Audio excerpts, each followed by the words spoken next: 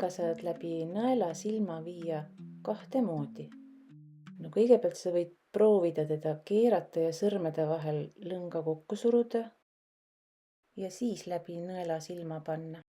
Peenema lõngaga võib-olla õnnestubki, aga lihtsam oleks seda panna nii, et tõmbad lõnga näppude vahele pingule, paned ümber nõela ja nüüd hoiad hästi nõela alt kinni ja nüüd suruta läbi nõela silma.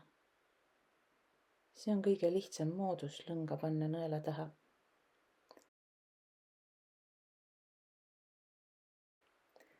Kui on näha, et lõng kohe kuidagi ei mahu läbi nõela silma,